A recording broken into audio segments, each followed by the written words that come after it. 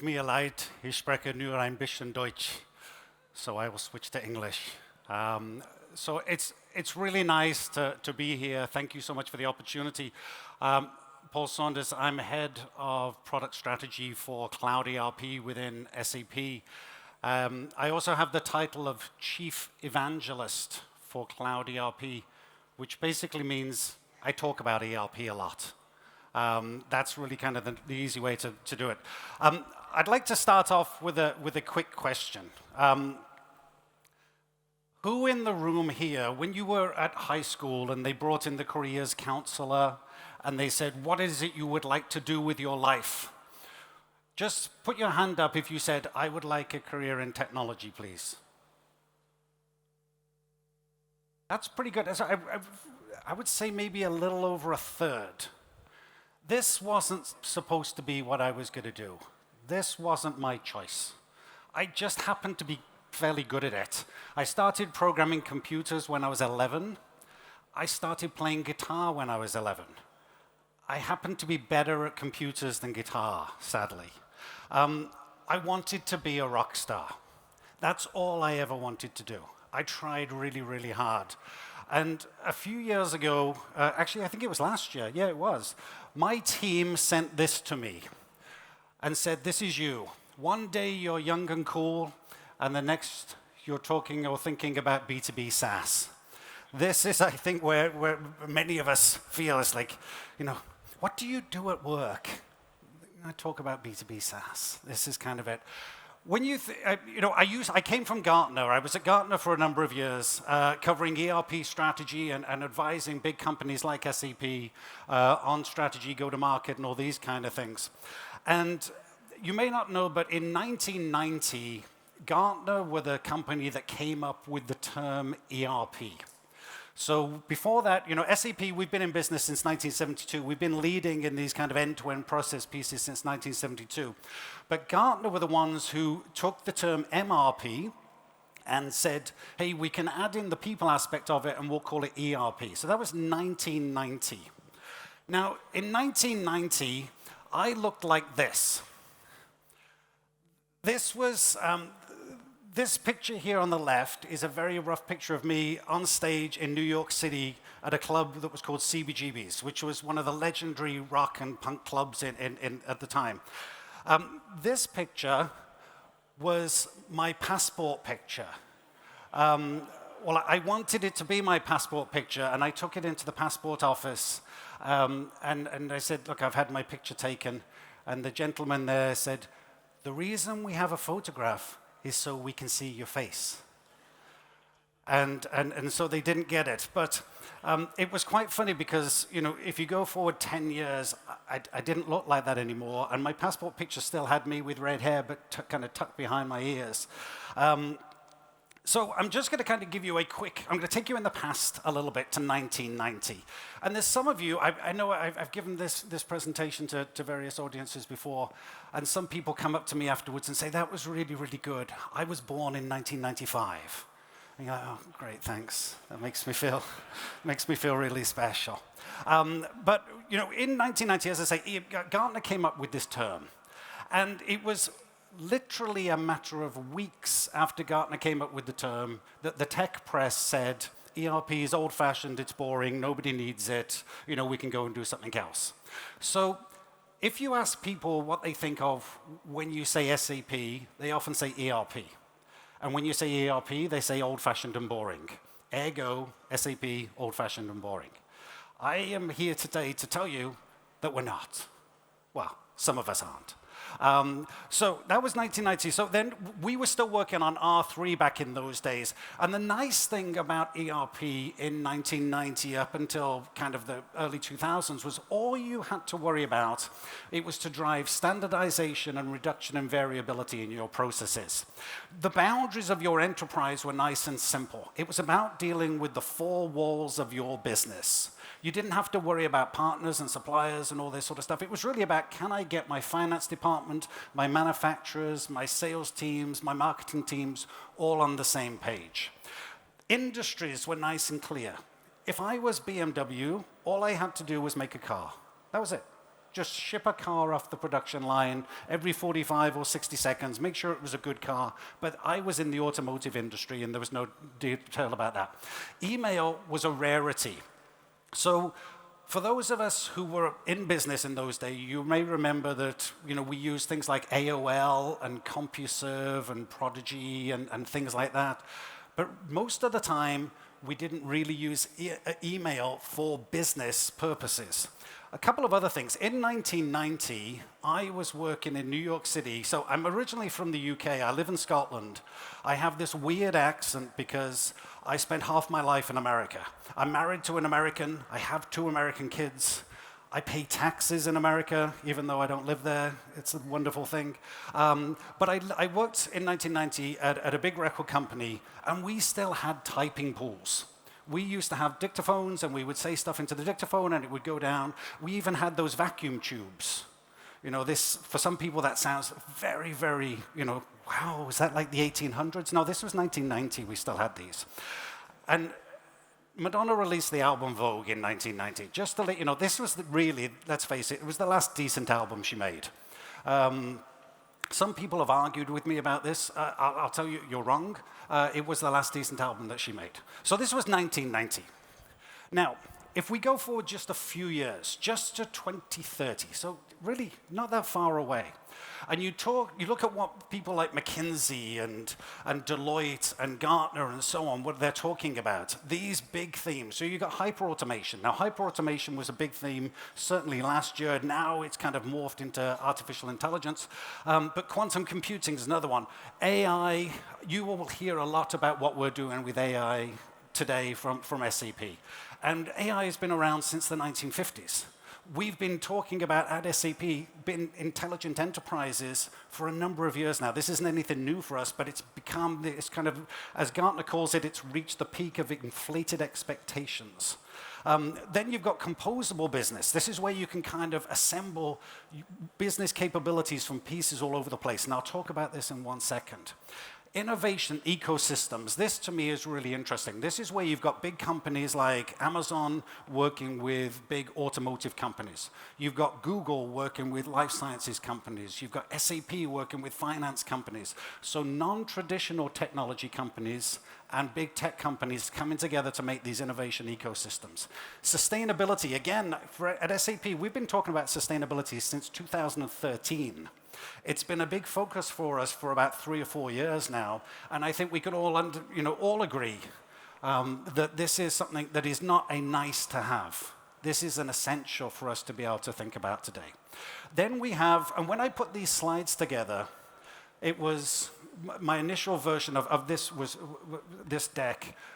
We weren't in the situation we are today. The splinter net basically means the world breaks apart into geopolitical blocks. And this is something that we're seeing more and more. So if you're a global company and you have to do business in Russia, or not anymore, but if you're doing business in China or you're doing business in various countries around the world, what we're starting to see is you get some countries that are friendly and you can sell to them, and some that aren't. In the US, it was very interesting because the United States stopped Huawei, the Chinese company, from buying certain ERP capabilities from Oracle. So Huawei made their own ERP solution. So now Huawei has said publicly that they have no plans to commercialize it. As a former analyst, I can tell you that when a company says they have no plans to do something, it means 100% they are working on it, without a doubt. So you could end up in the situation where China will only sell to Chinese-friendly countries, America will only sell to American-friendly countries, the EU will only sell to EU countries, and for Britain, I don't know what we're going to do. I just apologize. Sorry. Distributed computing, it's not just about a one-size-fits-all model. It's not just about all just move to the cloud. Aging population. So, I'm 54 next week. I know you can't believe that, but it's true. So, I'm not planning on retiring anytime soon. There's more people, it used to be that as soon as you started approaching 60, you were like, oh, we don't need these people anymore. Aging, certainly in China, they've got huge challenges now with aging population, but there's a huge amount of value. I will stand up for all of the elderly people in the room and say, we're still good. We still know this stuff. Then you've got things like portfolio careers, people coming in and working at your company for 2 or 3 days a week and maybe doing something else. So if you think about it, when you think about ERP historically or business applications historically, it's taken people a long time for them to get up to speed when they join your company. If that person, so my 22-year-old son, according to analysis from Harvard Business, will have 17 different jobs in 7 different industries during his career. He's going to be with your company maybe for 2 or 3 years, and then he's gone. You can't have solutions that are going to take him 12 to 18 months to get up to speed before he shows any value. So then you've got things like lifelong learning and talent scarcity. I mean, we're not just talking about AI, we're talking about talent in general. There's not enough talent to keep up pace with what's going on right now. And then purpose-driven customers. So my daughter, I've got a 17-year-old daughter, who her desire in life is to live in Vienna. She just spent a year here at language school, a month here at language school, and she's coming back in a few weeks' time to do another 2 months, just so she can get in and go to the University of Vienna. When she goes to shop, what she's thinking about is she will only buy products that meet her ethical and moral viewpoint. And there's more and more people that are like this. So, SAP, old, boring, ugly, very unsexy, back in 1990. So surely by 2030, there's absolutely no way that ERP, that SAP can still be of value. So we always hear, does anybody still need ERP? When I look at some of the data that my former colleagues at Gartner just published, they say that in 2023, the ERP market is worth about $44 billion. So somebody's buying it. That's a lot of money. Now, if you put that in comparison, the forecast by 2027, that market is going to grow to $76 billion. Now, I'm going to tell you here, the way that Gartner views ERP, and they're allowed to do this because they came up with the term, it's financial management systems, human capital management systems, enterprise asset management systems, and manufacturing and operations. That's how they bundle it all together. So it's going to be $76 billion, but the overall enterprise applications market, over $500 billion. It's a huge, this growth rate is just phenomenal. And it's all based on cloud. It's all going to be driven by AI going forward. So I'm going to tell you a couple of quick stories here. As I say, that was the ERP stuff, but I'm going to tell you something that's a little bit more interesting. So we go back to the mid-90s. My wife and I were living in Los Angeles, and we were living in the Valley, which is where the poor people in Los Angeles live. It's like kind of the not-so-good area. We didn't have a lot of money. We were just married, and I worked in a music studio. And when I was working at this music studio, I was getting billed out, even back then, at about $240 an hour. So this is in the mid-90s. Now, one day, I'm working pretty hard. I get home late at night, like 11 o'clock at night, and the shower, we had a shower over the bathtub, and the shower had broken, so I had to have a bath. So I'm sitting in the bath, the phone rings, it's almost midnight. My wife pops her head round the door and says, "Lenny Kravitz is on the phone for you." And I went, "No, he's not." And she said, "Yeah, he said it's Lenny Kravitz." So I pick up the phone, and I was like, "Hello?" And this voice says, "Is that Paul?" And I said, "Yeah." And he said, "It's Lenny." He said, "I understand you did the edit for Fly Away." And I was like, "Yes, I did." He said, "I want to make a change to it." I was like, "Oh, okay. When do you want to do that?" He said, "Right now." So I got out of the bath, I drove back down to Hollywood, and then I spent the next 3 days with Lenny Kravitz, which was the coolest 3 days where I had to sit there and pretend I was like really cool with all this stuff when really I wanted to kind of fangirl and go, it's Lenny Kravitz. It was like really, really cool. And I was lucky enough, after this, I worked with lots of really big artists, but I never got to meet many of them. And Lenny was the only one who was nice enough to actually give me a double platinum disc. So I have this wonderful double platinum disc for the work that I did on 5. And this is stuck in a cupboard somewhere at home because my wife says it doesn't match the decor. So, this is kind of like my prized possession.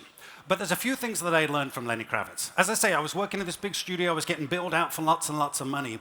When I was sitting talking to him, he told me that he'd recorded his whole album at home using a solution called Pro Tools. Now, Pro Tools came out in the early 90s, but it had completely revolutionized music. So what it used to be, if you wanted to make an album, you had to be a fairly big artist. You had to go and have a record label and a production company and a management company and all this sort of stuff. You had to get a large advance. Then you would come to various studios, like mine, pay us a ridiculous amount of money, and we would make an album with you. So he did the whole thing at home, and I'm sitting there going, this doesn't really sound good for my career. Who's going to need me if he can do this? Now, the other thing is he played every single instrument on that album. Every single one, which is absolutely incredible. I mean, there's a talent piece that's huge. But when I think about this to business applications, it used to be with ERP, if you wanted to be a big company that would use ERP and HCM, you had to have fairly substantial capital. You had to go and hire very, very big 4 consulting companies. You had to spend a lot of money. It used to take a lot of time. With public cloud ERP, this has changed completely. You don't have to be a big company. The thing that I think is so great about ERP, and my colleague Stefan Batzdorf, who's going to be coming up after the break, and I would highly recommend you hang around for him, he will talk to you about how we're doing this and the fact that we're bringing this power of SAP to companies of all shapes and sizes. It's not just SAP for the biggest companies in the world. The second lesson that I learned, and I just want to show you this for 1 second, if you can see it. This is DALL-E.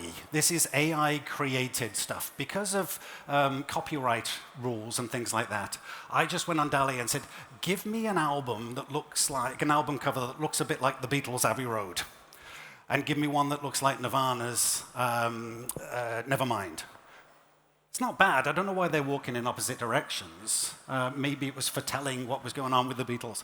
But I would guess that if I asked you what your favorite song was in the world, none of you would say, I love, Taylor Swift because she records, I don't know any Taylor Swift songs, by the way, so I shouldn't have picked that. I love Taylor Swift because she records everything on Pro Tools.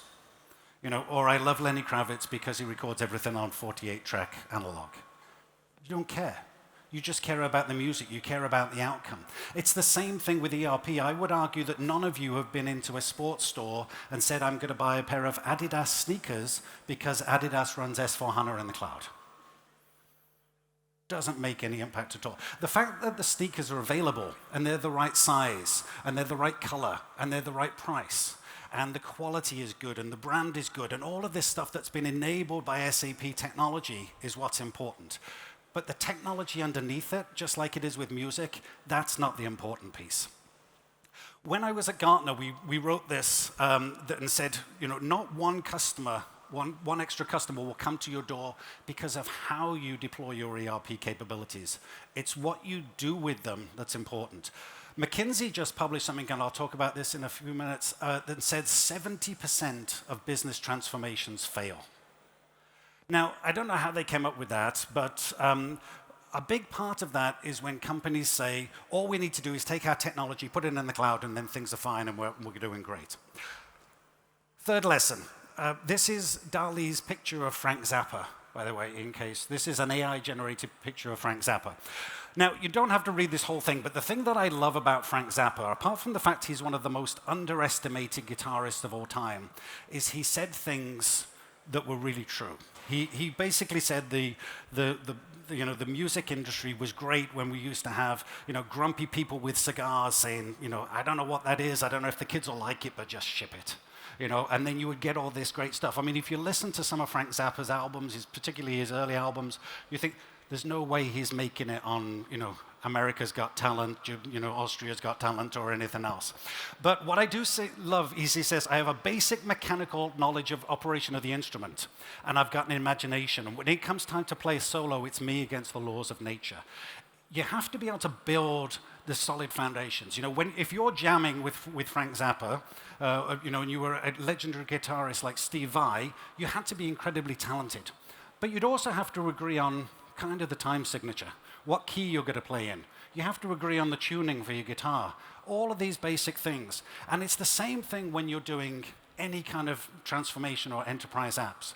If you don't agree on where are we going, what does success look like, how are we going to differentiate ourselves to our customers in the future, none of this is going to make much difference. So the way that Gartner did this, and you can see, actually, no, you can't see because it's dropped off the bottom of the slide. Gartner and SAP worked on this back in 2012. This was what Gartner calls their systems of innovation, differentiation, and systems of record. The way to think about it is if you think about any job that you have to do, there are certain business capabilities you're going to need to have. Big parts of those business capabilities do not differentiate you one bit to your customers. Nobody comes to you, I will argue, and says, I'm going to buy from them because they've got a wonderful accounts payable function. That you have to have an accounts payable function. You need to have it that works really well. You need to automate it. You need to drive AI into it. It's not going to differentiate you to your customer. These are your system of record capabilities. Then there are things that differentiate you. Things that somebody would say, if I buy this from this company, this is what their value is. So if we were selling shoes, for example, I'm not going to compete against Adidas on scale and quality and all this sort of stuff, but I might be able to say, look, I can enable you to custom build a pair of shoes and I'll deliver them to you tomorrow. So I still need to buy materials, I still need to do tax and treasury and accounts payable and all of this kind of stuff, but the things that are going to differentiate me are my adaptive pricing, my global manufacturing, my ability to do overnight transportation and so on. And then finally, the systems of innovation. And if something is truly innovative, you can't buy it from SAP or any other vendor. You have to build it. And this is why we have our business technology platform that you can build on top of to do this. These are called pace layers because they move. What was once innovative becomes differentiating, and what was differentiating becomes system of record. So when I grew up in the 70s, if you wanted the only car that had electric windows in the UK at the time was a Rolls-Royce, and we weren't in the position to buy a Rolls-Royce. So it was truly, truly innovative. Over time, Mercedes and BMW and Jag and all of these kind of people, they also added it. So would you like a luxury vehicle that has electronic windows? If you think about it, what is the international sign for roll down the window? It's that. My kids have never done that. Never done it, but this is a terrible mime. So this will always be the international sign for wind down the windows. But then it becomes, if you went and said, hey, I'm going to look at buying a BMW or a Mercedes, and BMW said, well, you should buy ours, it has electric windows. You'd be like, yeah, that's not it. It's system of record. It's just what I expect. Cloud today is system of record. It's just something that you have to do. It is a standard. You need to be able to focus on all the stuff that differentiates you and where you can build these innovations on top of BTP. Tell you a very, very quick story here. I used to be a guitar tech for a 1970s rock star on his comeback tour in the 90s. I was roadieing for one of the support bands, and this big rock star had a horrible, horrible temper, and he would fire people all the time. So by the time it got around that there was really nobody else left, he came to me and said, I want you to be my guitar tech. And I was like, yeah, that sounds cool. I have no idea what I'm supposed to do. No idea. So all I think I've got to do is get his guitar and hand it to him when he walks on stage. So we're doing a show. About an hour before the show, his manager comes to me and says, where are his guitars? And I said, they're over there. And he goes, well, did you restring them? And I was like, no, they're fine. They played them last night. He goes, you've got to put fresh strings on every night. I don't know how to restring a guitar. I can play guitar. I'm not very good at it. So I put new strings on the guitar, and the batteries had gone in the tuner, so I tuned it by ear. And he walks on stage to about 1,500 people, and the opening song is just one single follow spot, and him with an acoustic guitar. And he goes like this, And the whole audience realized very, very quickly that it was the most out-of-tune guitar ever. And this little monitor guy turns to me and goes, "He's going to kill you." And he did.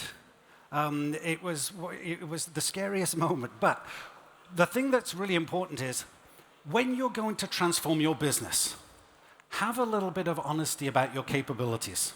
Say, look, what is it we can actually do? Don't just say, well, this is what Netflix did, and somebody sent me a PDF of Netflix transformation, so we'll do the same thing. Unless you're Netflix, you're not Netflix.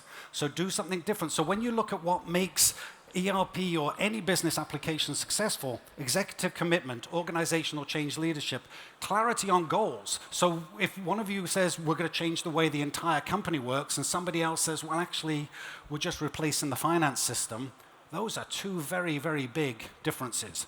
Governance is absolutely critical. We have a very successful customer who's moved to with RISE, and they're running with our ECS services. They had not done an upgrade to any of their ERP platforms for over a decade.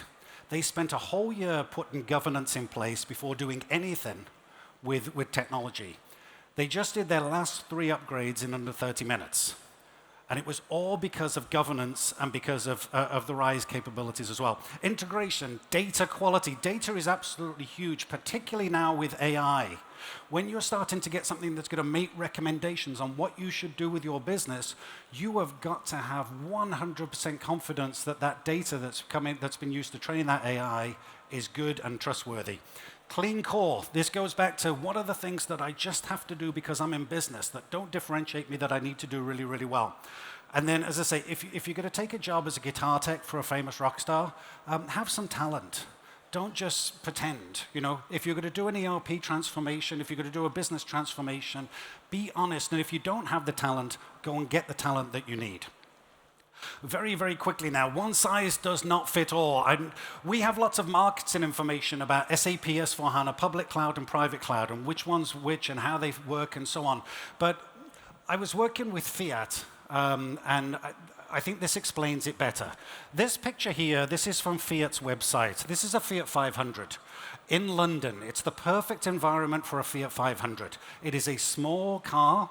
It meets the low emission vehicle, so you can drive it all around without having to pay extra fines and things like that. It's really easy to get around with the traffic. You can park it. It's a wonderful, wonderful car. This car here is the exact same car. This is my daughter's Fiat 500, stuck in the field outside the front of our house after her very first driving lesson, when she missed the driveway and went careering into the field, and right about here, there's about a 35-foot drop, and my wife managed to pull the handbrake and spin the car around before we got it. It's exactly the same car. That car it's not short of functionality. A Fiat 500 is not meant to go off-roading. Just like if you have one of those ridiculously big Land Rover Defenders now, that's not meant to be driving around in tiny little streets. That basically sums up what our strategy is. You know, it's one thing for one market, one thing for another. Very, very quickly, music changes. I've just bought myself a turntable after 30 years, and I just absolutely love listening to vinyl again. But when people think about business applications in SAP, they often think monolithic, which is like a vinyl record. You can't change the order of it. You can play one song, you can play it all the way through, flip it over, play it again. But you can't say, I don't like track 3 on there, I'm going to change it with something else. This is what monolithic ERP was. SAP hasn't been monolithic since 1992. Best of breed is where people went and said, right, then we're going to have the best thing. We're going to go and finance will do this and HR will do this. But what it actually was best of breed for that department, not best of breed for your company, and certainly not best of breed for your customer. It was like making a mixtape, which is still to this day the most romantic thing you can do for anybody. Spotify playlist, not quite the same. But you pull this mixtape together, it's really good for that moment in time, but it can't change after that. You can't say, right, then I don't like track 5, I'm going to go and swap this out. Postmodern ERP, Gartner came up with in 2014. This is a bit like when CDs and when iPods first came out. All we did is we took a CD, we ripped it, and we stuck it in the cloud. And we said, hey, we're now digital. We didn't change how we listened to it. We didn't change the order. We didn't change what we listened to. We didn't change anything. This is a bit like lift and shift. Just taking what you've got and sticking it in the cloud does not make you any different from what you are today. Where we are now is this intelligent, networked, collaborative, sustainable, this composable idea. It's a bit like Spotify. So as I'm working out in the morning and I'm listening to some 1980s metal, it will start to grab stuff and say, hey, you might like this, you might like that. But when you're working with, when you're sitting there relaxing in the evening with my wife, and my wife likes the Grateful Dead, I don't know why. I like punk, and I like rock, and I like rap, and I like pretty much anything apart from the Grateful Dead, who are just awful. But when she puts the Grateful Dead on, and I can't work out whether they've started tuning or playing a new song or whatever, Spotify will change. This is the same as business applications. And finally, there's a huge amount of hype right now about AI. As I mentioned, for SAP, we've been talking about the intelligent enterprise for a long time. The hype will fade. When Gartner did a survey a few years ago on what are the companies that have compelling visions or strategies, these are some of the ones that came up in the top 10. Every one of these is a middle-aged company. It's not about the hype, it's about the longevity. That picture there, Lenny Kravitz, he is 6 years older than me. He turns 60 next year. He's incredibly talented. It's not about the age, it's all about the value.